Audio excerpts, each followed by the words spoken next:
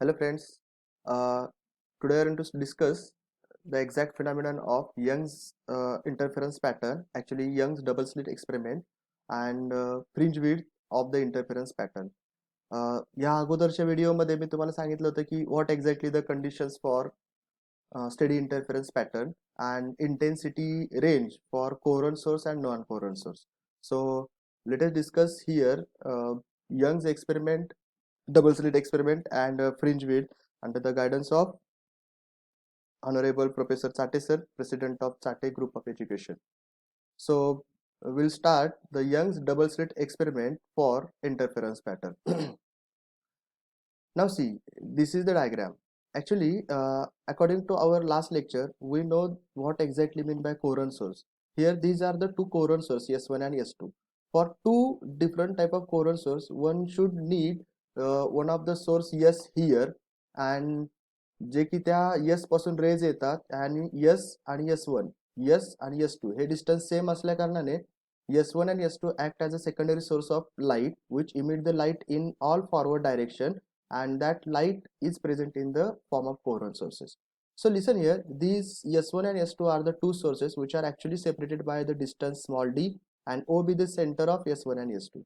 S1 is exactly S1 and S2, these are the two sources are exactly present in front of the screen G and G dash जे की या इथं आपल्याला दिसू शकतं. Now we'll discuss first S1 and S2 source emit the light in all possible direction. Out of that, S1C and S2C, these are the two ray of light and जे की interfere होतात या पॉइंट C ला. But आपल्याला हे पण माहित होतं की S1C and S2C these are equidistant, that means C is the equidistant point from S1 and S2, hence path difference between that two line is equal to 0. As we all know, path difference is the distance between exact two paths and phase difference is nothing but difference in the angles. So angle चा difference म्हणजे phase difference आणि पाथचा difference म्हणजे path difference. या ठिकाणी आपल्या सोप्या भाषेत बोललं तर आपल्याला पण कळेल की S1 आणि C यांच्यामधलं पट्टी टाकून मोजलेलं डिस्टन्स आणि S2 आणि C यांच्यामध्ये पट्टी टाकून मोजलेलं डिस्टन्स हे इक्वलच असतं. सो त्या दोन्हीमध्ये पाथचा डिफरन्स नाहीये, hence at point C path difference is equal to 0. आणि आपल्याला पहिल्या व्हिडिओ पासून सुद्धा सगळ्यांना माहिती आहे की as path difference is in the form of 0, then that type of interference pattern present at the C is called as the constructive interference. So bright C point will be there. Now draw a perpendicular from S1 and S2 to the screen G and G dash at point E and F respectively. Now आपल्याला एक बघायचं आहे की या interference pattern वरती किंवा या screen वरती जेवढे काही इंटरफेरन्सचे बँड्स तयार होणार आहेत किंवा फ्रिंजेस तयार होणार आहेत किंवा कलर्स बँड कन्स्ट्रक्टिव्ह डिस्ट्रक्टिव्ह इंटरफेरन्सचे तयार होणार आहेत, यांच्यामध्ये नेमका जर कन्स्ट्रक्टिव्ह इंटरफेरन्स पॅटर्न तयार व्हायचा असेल तर पाथ डिफरन्स किती पाहिजे आणि जर डिस्ट्रक्टिव्ह इंटरफेरन्स पॅटर्न तयार व्हायचा असेल तर पाथ डिफरन्स किती पाहिजे असेल ते. ओके, सो ती गोष्ट आपण पहिल्यांदा डिस्कस करूयात. अँड त्यासाठी पहिल्यांदा एक काम करूयात की consider that this is the point P जो की C पासून X एवढ्या डिस्टन्स वरती आहेत आणि आपल्याला चेक करायचं की हा पॉइंट P हा नेमका ब्राईट पॉइंट आहे का डार्क पॉइंट आहे, म्हणजे is it a constructive interference or destructive interference. So at point P the path difference in between S1P and S2P is तो पाथ डिफरन्स किती आहे त्या बेसिसवरून आपल्याला सांगता येते की पॉइंट P हा ब्राईट असेल का डार्क असेल तो. सो S1P आणि S2P यामध्ये S2P हे जास्त असतं. दॅट मीन्स या ठिकाणी जरा विचार केला तर हे S1P हे मायनस पाहिजे आणि S2P हे प्लस पाहिजे, बिकॉज S2P मायनस S1P राहतं. कारण जरी आपण इथं थोडं कॉमन सेन्स जरी वाचला बघितला तरी आपल्याला कळू शकतं की S2P हे डिस्टन्स जास्त as compare to S1P. So path difference is equal to S2P minus S1P असं असेल. So now consider there is a one triangle S1EP, S1EP. So this is the triangle, see here. जे मी red कलरने आता जे काही shade करतोय vertical लाईन्सने तो triangle, this is the vertical triangle and this is the right angle triangle at point E हे 90 degree आहे. आणि जर हे राईट अँगल ट्रायंगल आहे तर as per Pythagorean principle one should write the equation number 1, S1P square म्हणजे hypotenuse square is equal to square of its sides, that means S1E square plus PE square, and this is nothing but equation number 1. and another triangle S2FP. S2FP म्हणजे हे S2, हे F आणि हे P. So हा जो triangle आहे ना S2FP हा म्हणजे हा मोठा ट्रायंगल. या ट्रायंगलच्या सुद्धा angle F is nothing but perpendicular, that means 90 degree वर. आणि तसं असेल तरी सुद्धा या इथं सुद्धा आपल्याला हे लिहिता येतं की as per the Pythagoras principle one should write S2P bracket square is equal to S2PF square plus PF bracket square, and this is nothing but equation number second. So equation number 1 and 2 हे दोन्हीही Pythagoras principal आणि त्या दाखवलेल्या shaded केलेल्या triangle प्रमाणे येतात. But as we know EP is equal to, see here, EP that means the distance from E to P, ह्या E to हे P हे distance म्हणजे काय आहे CP minus EC, but CP is equal to X and EC is the parallel side of S1O. As we all know S1 S2 हे distance D आहे, तर S1O हे D by 2, S1O जर D by 2 झालं तर ES पण D by 2.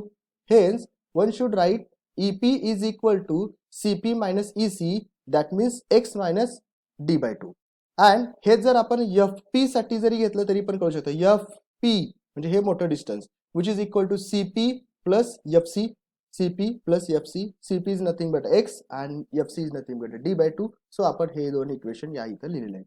But from equation 1 and 2, as we all know SP2 and SP1 ह्या दोन्हीमध्ये SP2 is the greater as compared to SP1. So from equation 1 and 2 we get SP2 square minus SP1 P square. ह्या दोघांचं जर subtraction केलं तर जसं आपण म्हणतो ना LHSचं सबस्ट्रॅक्शन म्हणजे RHSचं पण सबस्ट्रॅक्शन. सो RHSचे सबस्ट्रॅक्शन केल्यानंतर हे मायनस आणि हे स्क्वेअर ब्रॅकेट जर बाजूला काढला तर सिम्बॉल फक्त अपोजिट होतात. S1Eचं प्लसचं मायनस आणि PEचं PEचं सुद्धा प्लसचं मायनस. आणि असं जर केलं तर आपल्याला एक गोष्ट तरी क्लिअर कट समजू शकते. PF square minus PE square म्हणजे S2F आणि S1F. सी हिअर S2F हे distance which is equal to capital D एवढा आहे अँड S1E हे पण कॅपिटल D एवढंच आहे. त्यामुळं S2F आणि S1E हे दोन्ही कॅन्सल होतात. खाली उरतं फक्त PF ब्रॅकेट स्क्वेअर आणि PE ब्रॅकेट स्क्वेअर. सो ह्या दोन्हीचं ब्रॅकेट आहे म्हणजे काय की आता ह्या दोन्हीची व्हॅल्यू पुटअप करायची. कोणती PF म्हणजे कोणता हा PF ह्या वरच्या इक्वेशन पर्यंत. PF is equal to X plus D by 2 X plus D by 2. S1P बर PE म्हणजे कोण आहे EP म्हणजे काय आहे की X minus D by 2. So हे X minus D by 2. So वरती दिलेल्या व्हॅल्यू प्रमाणे म्हणजे EP आणि FP च्या व्हॅल्यू याच्यामध्ये पुटअप केल्या तर आपल्याला ही गोष्ट मिळू शकते. सो आपल्याला माहिती आहे A plus B bracket square is equal to ते सॉर्ट आउट केलं. A minus B bracket square ते या इथं लिहिलं. त्यातल्या ज्या काही गोष्टी आहेत त्या कॅन्सल करायच्या. फॉर एक्झाम्पल एक्स स्क्वेअर आणि minus x square get cancel. For example D square by 4 plus आहे D स्क्वेअर बाय 4 मायनस आहे दोन्ही पण कॅन्सल आहे. आणि त्यामुळे पुढे जे काही उरतं ते आहे XD प्लस XD म्हणजे 2XD. सो ह्या दोन्हीच्या इक्वेशनचा रिझल्टंट आपल्याला रेड कलरचा 2XD ही व्हॅल्यू मिळते. Now as we know A square minus B square is equal to A minus B A plus B. त्यामुळे हे जर आपण इक्वेशन असं लिहिलं तर A मायनस B आणि A प्लस B आहे ना हे 2XD त्याच्या डिनॉमिनेटरला जातं. बट 2XD आहे and what is the value of S2P. If this point P is very much closer to point C, at that time S2P and S2F हे दोन्हीही जवळजवळ इक्वल आहेत. त्यांच्या दोन्हीच्या मध्ये एरर आहे तो एरर मिनिमम असतो 0.05% चा एरर आहे. That means which is a negligible. So जर पॉईंट P हा C च्या जवळ असेल तर S2P आणि S2F हे दोन्ही इक्वल होतात. Same one S1P is equal to S1E हे पण इक्वल होऊ शकतात. That means S2P and S1P both are equal to D plus D 2D 2 get cancel. So आपलं जे इक्वेशन मिळतं that is nothing but XD by D. But what do you mean by this S2P minus S1P?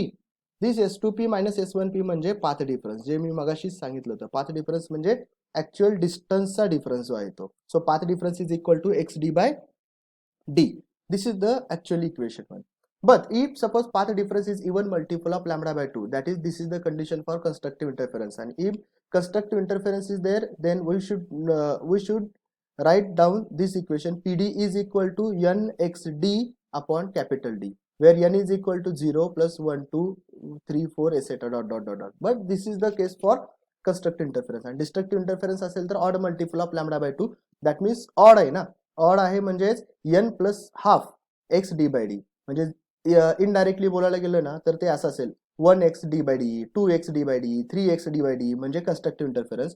आणि आपल्या भाषेत बोलायला गेलं तर हे असं असेल अर्धा एक्स डी बाय डी, दीड एक्स डी बाय डी, अडीच x d by d, 3.5 x d by d. That is nothing but condition for dark interference.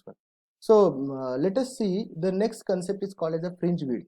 Fringe width म्हणजे काय की the distance between two successive dark or two successive brights. For example, consider this is the dark, this is the dark, and distance in between these two is called as a fringe width. For example, this is the bright and the next bright, and distance in between these two is called as a fringe width. So fringe width is also similar word for the band width, and fringe width and band width म्हणजेच two consecutive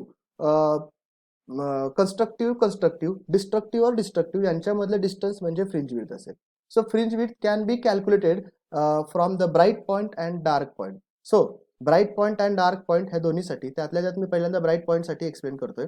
जसं की मी मगाशी स्लाइडवरती सांगितलं, path difference for bright point is equal to n x d by d, आणि तेच जर next bright, पुढचा ब्राईट घेतला म्हणजे n x n plus one, म्हणजे नेक्स्ट ब्राईट जर असेल तर एन प्लस वन एवढंच घ्यावं लागेल ना.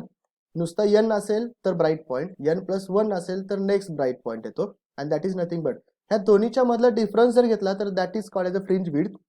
आणि तो डिफरन्स येतो ह्या गोष्टीप्रमाणे n x d by d plus x d by d minus n x d by d. So minus n x d by d आणि x d by d get cancel, so your final value is nothing but x d by d. So जर bright पॉईंटच्या दोन consecutive bright पॉईंटच्या मध्ये difference जेवढा आहे that is called as a fringe width, आणि त्याची व्हॅल्यू येते x d by d. This is the value for fringe width in between the two bright point. जर ते डार्क पॉईंट साठी घेतलं तर डार्क पॉईंट साठीची कंडिशन आपल्याला माहिती आहे n plus half x d by d, but n plus half x d by d आणि त्याच्या नेक्स्ट जो काही डार्क पॉईंट येतो that is called as n plus one plus half d by d, because n जी value आहे ना त्याच्यापेक्षा पुढचा डार्क पॉईंट घेतो ना आपण, त्यामुळे या इथं फक्त एन येतं आणि या ठिकाणी येतं ते n plus one.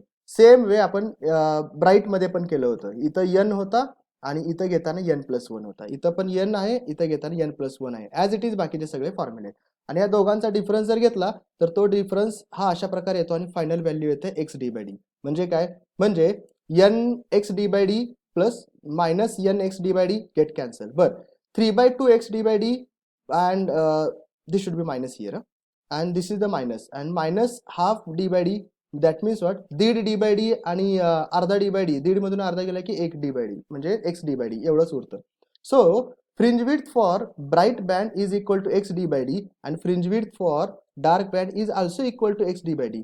That means fringe width is independent on the dark और ब्राईट बँड.